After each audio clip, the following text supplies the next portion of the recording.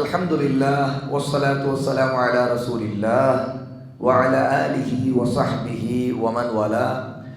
ஃபர்லு தொழுகைக்கு பிறகு ஓத வேண்டிய திக்ருகள்ல நாம் அல்ஹம்துலில்லாஹ் இது வரைக்கும் அல்லாஹ் அக்பர் சொல்லிட்டு அஸ்தக்ஃபிருல்லாஹ் 3 தடவை சொல்லணும் பார்த்தோம். அல்லாஹும்ம அன்தஸ் ஸலாமு வ மின்கஸ் ஸலாமு தபாரக்த யா தல் ஜலாலி வல் இக்ராம் பார்த்தோம். அதற்கு அடுத்தது நாம இன்னொரு திக்ரை படித்தோம். அது தஸ்பீஹ், தஹ்லீல், தஹ்மீத், அதாவது சுப்ஹானல்லாஹ் 33 தடவை. இதைத்தான் தஸ்பீஹ்னு சொல்லுவாங்க. அப்புறம் அல்ஹம்துலில்லாஹ் 33 தடவை. இதை தஹ்மீதுன்னு சொல்லுவாங்க. இதுக்கு பேர் இதெல்லாம் என்ன? இதுக்கு பேர் தஹ்மீத். அப்புறம் அல்லாஹு அக்பர் 34 தடவை. இதை தக்பீர்னு சொல்லுவாங்க. தக்பீர்னு சொன்னா நம்ம எல்லாருக்கும் தெரியும் இல்லையா? தக்பீர் சொல்றாங்க அப்படின்னு என்ன சொல்லுவோம்? அல்லாஹு அக்பர் சொல்லுவோம். இந்த மாதிரி தக்பீருக்கு எப்படி அல்லாஹு அக்பரை தான் தக்பீர் சொல்றோமோ, அதே மாதிரி சுப்ஹானல்லாஹ்வை தஸ்பீஹ்னு சொல்லுவாங்க. சுப்ஹானல்லாஹ்வை தஸ்பீஹ் அப்படின்னு சொல்லுவாங்க. அதே மாதிரி தான் அல்ஹம்துலில்லாஹ்வ தஹ்மீத் அப்படின்னு சொல்லுவாங்க. தஹ்மீத் அப்படின்னா அல்ஹம்துலில்லாஹ்னு அர்த்தம். அப்ப இது சொல்லணுங்கிறதும் அதுக்கு பிறகு லா இலாஹ இல்லல்லாஹு வஹ்தஹு லா ஷரீக லஹு லஹுல் முல்கு வ லஹுல் ஹம்து வ ஹுவ அலா குல்லி ஷைஇன் கதீர் சொல்லணும் பார்த்தோம். இதை ஒரு தடவை சொன்ன பிறகு இப்ப நாம தெரிஞ்சிருக்க வேண்டிய இன்னும் வேற சில விஷயங்கள் என்னன்னு கேட்டா, நம்ம எல்லாருக்குமே தெரிஞ்சதுதான் சூரா அல் இக்லாஸ், சூரா அல் ஃபலக், சூரா அன்-நாஸ். குர்ஆன்ல அல்லாஹ் தஆலா நம்ம கடைசியா கொடுத்திருக்கிற 3 சூறாக்கள் இதுதான். இதை மனப்பாடம் செய்திருக்கிறவங்க யார் யாரு? எனக்கு இந்த 3 சூறாவுமே தெரியும்னா கை தூக்குங்க. மாஷா அல்லாஹ், 3 சூறாவையும் தெரிஞ்சவங்க நியர்லி எத்தனை பேர்? நியர்லி எல்லாருமே மேக்ஸிமம் கை. இன்னும் சிலர் கை தூக்கலாம் இருக்கிறீங்க, தெரியாதா?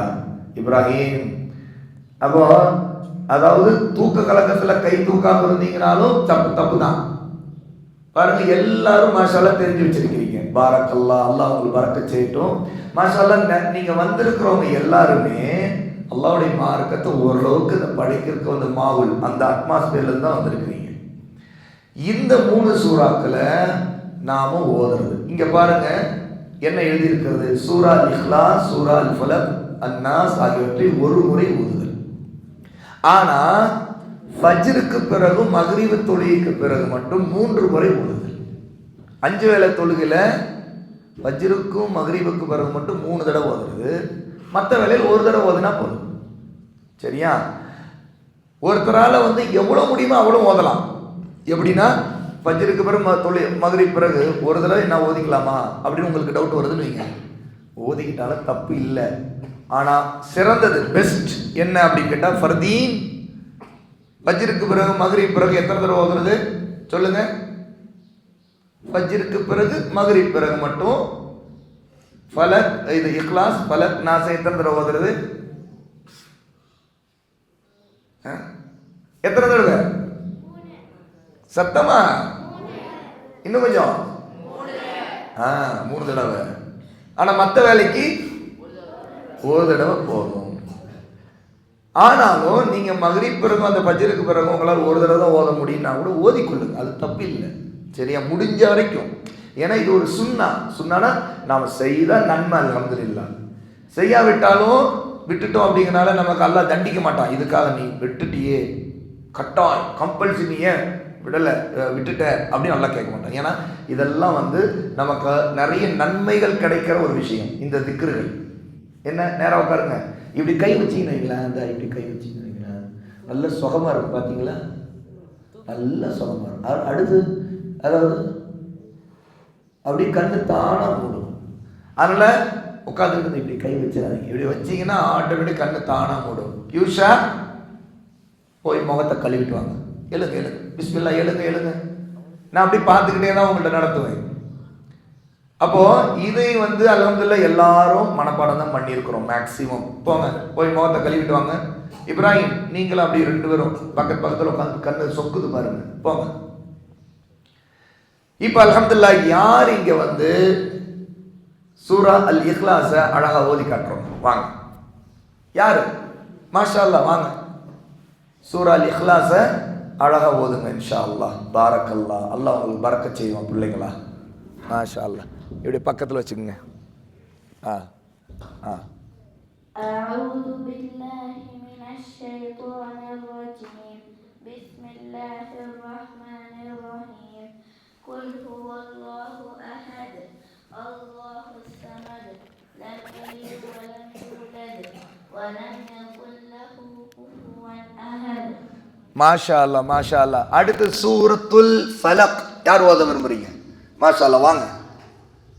யார் ஓதுறீங்க உங்களுக்கு நன்மை நல்லா தெரியும். உங்களுக்கெல்லாம் ஒரு ஹதீஸ் குர்ஆன்ல ஒரு எழுத்து ஓதுனா எத்தனை நன்மை? எத்தனை? 10. ஒரு சூறாவை நீங்க ஓதி காட்டுறதுக்கு அதுல எத்தனை எழுத்தோ அதுக்கு ஒவ்வொரு எழுத்துக்கு 10 நன்மை எவ்வளவு இருக்குன்னு நினைச்சு பாருங்க. இந்தாங்க இதை பிடிச்சிங்க பக்கத்தில் வச்சுங்க.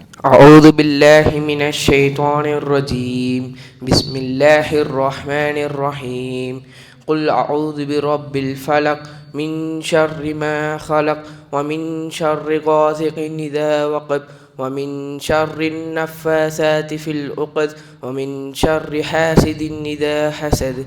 மாஷா அல்லாஹ் பாரக்கல்லாஹு ஃபீக்கும்.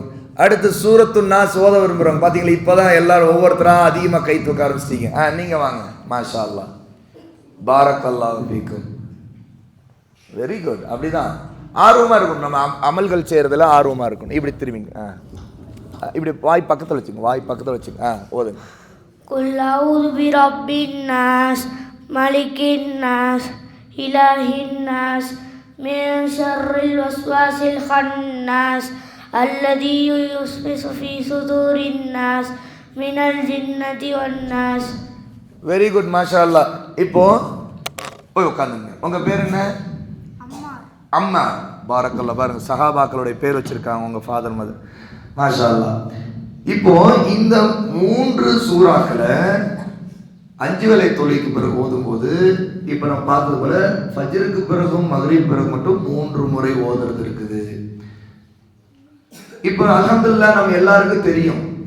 இதுல முதல் சூரா அல் இக்லாஸ். அதைத்தான் அஊது பில்லாஹி மினஷ் ஷைத்தானிர் ரஜீம், விரட்டப்பட்ட ஷைத்தானுடைய தீங்கு கேட்டை விட்டு அல்லாஹ்விடம் நான் பாதுகாப்பு தேடுகிறேன் அப்படின்னு சொல்றோம்.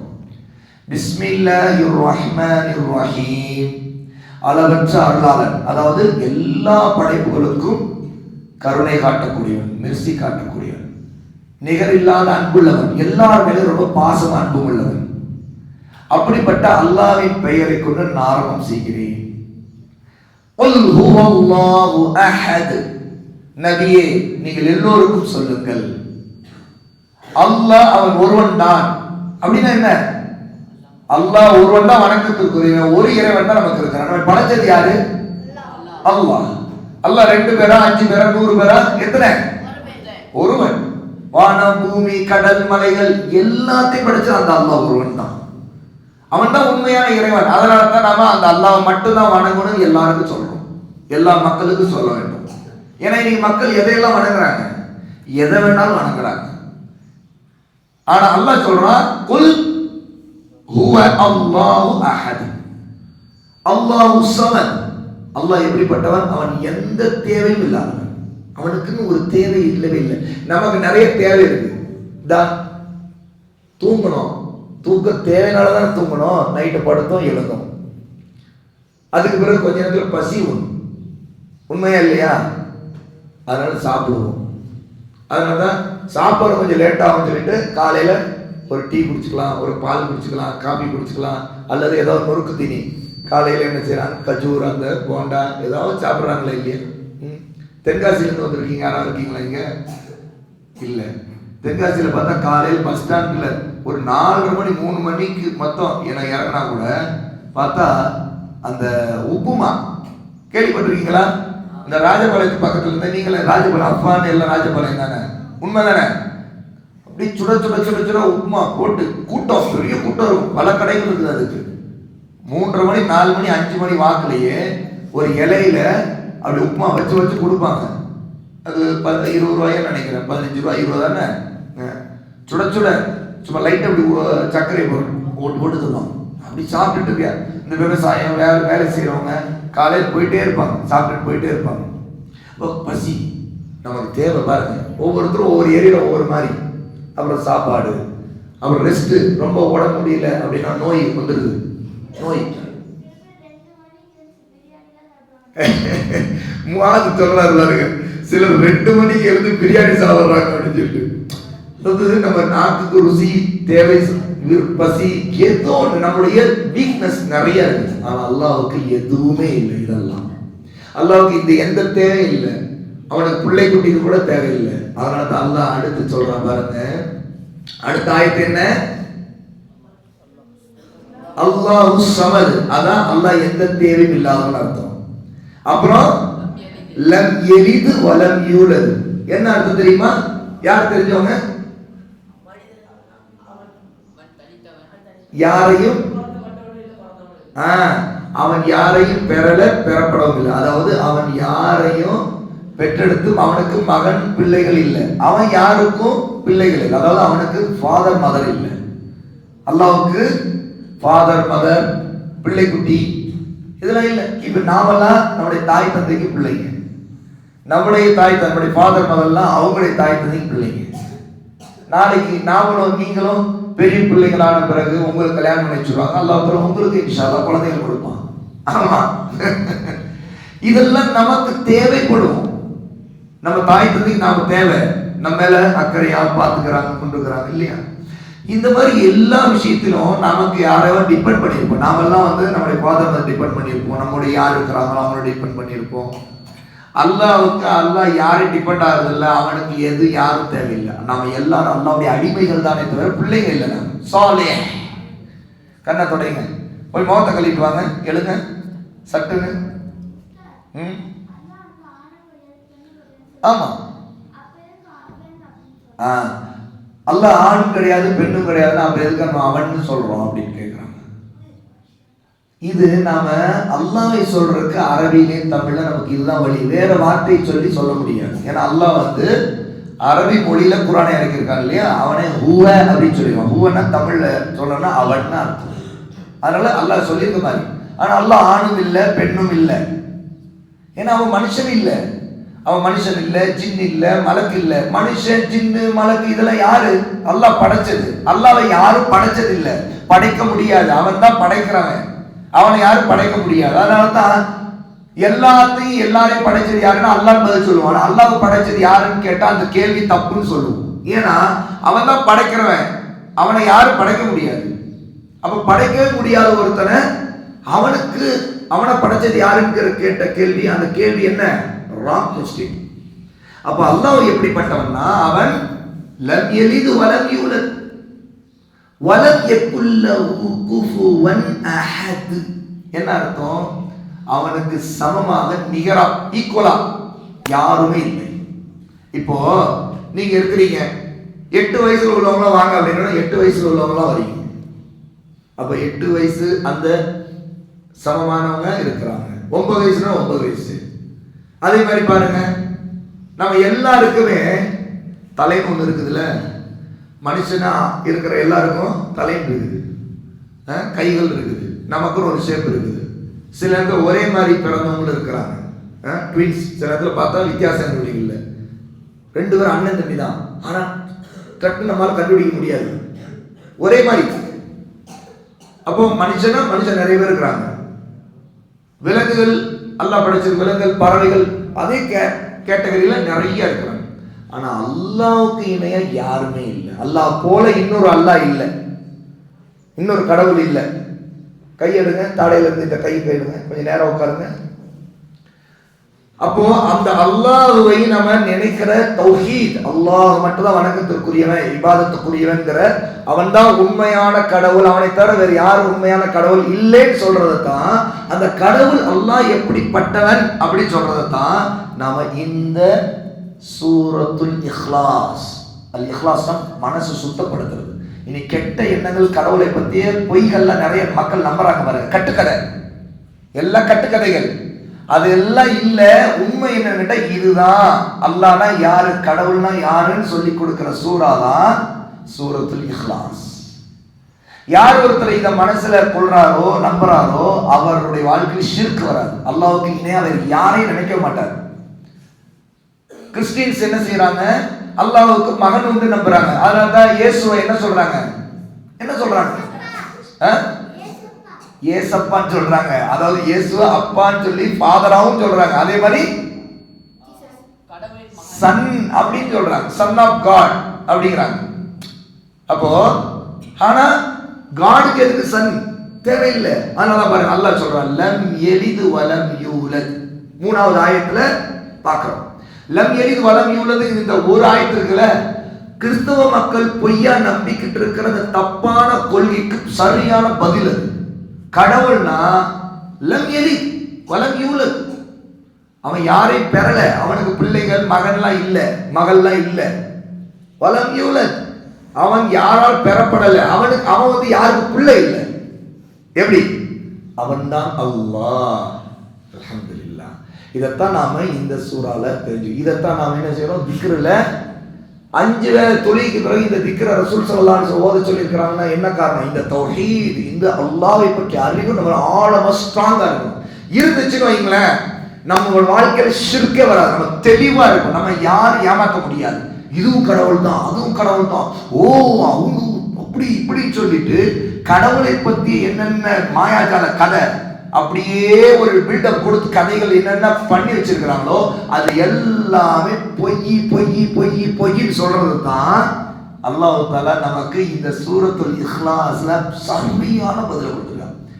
யாருக்கு தெரியும் சூரத்துல் இஹ்லாஸ் உடைய சிறப்பு பத்தி நம்முடைய நபி சொல்லி இருக்கிற ஒரு ஹதீஸ், முக்கியமான ஹதீஸ் இருங்க. வேற யாருக்கு சான்ஸ் கிடைக்கலாம்னு பார்ப்போம். சூரத் இஹ்லாஸ் உடைய சிறப்பு, இது எப்படிப்பட்ட சூரா தெரியுமா அப்படிங்கிறத ரசூலுல்லாஹ் சொன்னாங்க. ஒரு விஷயத்தை தெரிஞ்சவங்க வேற யாரு? 2 பேர் 3 பேர் கை தூக்கியிருக்காங்க. வேற இந்த பக்கம் தெரியும் உங்களுக்கு, யாருக்கு தெரியும்? வாங்க மாஷா அல்லாஹ் சொல்லுங்க. நாம இங்க உட்கார்ந்து நம்ம இப்படி டிஸ்கஸ் பண்றோம் அப்படின்னா நீங்க இப்படி வாங்க சொல்ற, நீங்களா கூச்சப்படாதீங்க, பயப்படாதீங்க. நல்லா அசிங்கம்லாம் இல்ல. மாஷா அல்லாஹ். இந்தாங்க இது பக்கத்துல சின்ன சூரத்துல் இஹ்லாஸ் சூராவை 3 தடவை முழுசா ஓதுனா குரான் ஃபுல்லா ஓதுனா அந்த நன்மை கிடைக்கும். மாஷா அல்லாஹ், மாஷா அல்லாஹ். அதாவது உங்க பேர் என்ன? ஹாஷிம். ரொம்ப அழகா ஒரு விஷயம் சொன்னாங்க. சூரத்துல் இஹ்லாஸ 3 தடவை ஓதுனா குரான் முழுக்க ஓதுன நன்மைன்னு. ஆனா அதுல விஷயம் என்னன்னு கேட்டா, ஒரு ஹதீஸ் எப்படி அல்லாஹ்வுடைய நபி சொல்லியிருக்கிறாங்கன்னா, சூரத்துல் இஹ்லாஸ் இருக்குதே, குல் சூரா, இது குல்வல்லாஹ், இது குர்ஆனில் 3ல் ஒரு பகுதின்னு சொல்லியிருக்கிறாங்க. 3ல் ஒரு பகுதி அப்படின்னா என்னன்னா, நீங்க ஒரு தடவை இதை ஓதுறீங்கன்னா குர்ஆன்ல ஒரு 3ல் ஒரு பார்ட், அதுல உள்ள கருத்தெல்லாம் இதுல வந்துடும், அதுல உள்ள மீனிங் எல்லாம் இதுல வந்துடும். அவ்வளவு விஷயம் இதுக்குள்ள இருக்கு. அதை நம்ம இதை 3 தடவை ஓதினாலே குர்ஆன் 3 தடவை ஒரு தடவை ஓதுனா நன்மைன்னு அர்த்தம் இல்லை. ஆனா இதோடைய வேல்யூ எப்படிப்பட்டதுன்னா, மொத்த குர்ஆன்லயே அப்படியே குர்ஆனை மொத்தம் 3 பார்ட்டா பிரிச்சோன்னு வைங்களேன். இப்ப 30 ஜுஸா இருக்குதா, சரியா? அப்படி 3 பார்ட்டா பிரிக்கிறோம்னா இதுல உள்ள மீனிங் உடைய ஆழம், அந்த டீப்னஸ், அது எப்படிப்பட்டது தெரியுமா? மொத்த குர்ஆன்ல ஒரு பகுதி நீங்க அப்படியே ஓதன மாதிரி அந்த அளவுக்கு ஆழம் அதுல கருத்து இருக்கு. அதனாலதான் அவ்வளோ, ஏன்னா தௌஹீதுடைய கருத்து முழுக்க அதுல இருக்கு, சரியா? அதுக்காக நம்ம இதை 3 தடவை ஓதிட்டா முழு குர்ஆன் ஓத நன்மை கிடைச்சிடாது. ஆனா விஷயம் என்ன கேட்டா, முழு குர்ஆனிலும் இதை 3 தடவை ஓதுறது இல்லை, ஒரு தடவை ஓதினாலே குர்ஆன் மொத்தத்துல ஒரு பகுதி ஓதுன அளவுக்குள்ள ஆழமான தௌஹீதுடைய அறிவு கிடைக்கிற அளவுக்கு அதுல இருக்குது. அப்படிப்பட்ட சூரா. அல்ஹம்துலில்லாஹ். இன்னைக்கு நம்ம இந்த திக்ருடைய மஜ்லிஸ்ல திக்ருகள்ல பஅத ஸலாத், தொழுகைக்கு பிறகு ஓத வேண்டியதுல இந்த 3 சூரா ஓத பார்க்குறோம். நாளைக்கு அடுத்த 2வது சூறாவுக்கான விளக்கத்தையும் படிப்போம் இன்ஷா அல்லாஹ். அப்போ இந்த மஜ்லிஸை இப்போ நம்ம நிறைவு செய்யறோம். அடுத்தது இன்ஷா அல்லாஹ் நம்ம குர்ஆன் திலாவத்துக்கான நேரம். அதுக்கு உங்களுக்கு அரை மணி நேரம் ஒதுக்கி இருக்குது. அப்படியே அவங்கவுங்க இங்கே மஜ்லிஸில் விரும்புகிற இடத்துல உட்கார்ந்து ஓத ஆரம்பிச்சிருங்க. இது குர்ஆன் திலாவத்துக்கான நேரம், சரியா? வேற எதுவும் இல்லை. ஏதாவது தேவை உள்ளவங்க, பாத்ரூம் போகிறவங்க அந்த டைமுக்கு தேவைன்னா போயிட்டு வந்துட்டு உட்காந்து ஓதிட்டுறீங்க. இன்ஷா அல்லாஹ் அடுத்து டீ பிரேக்.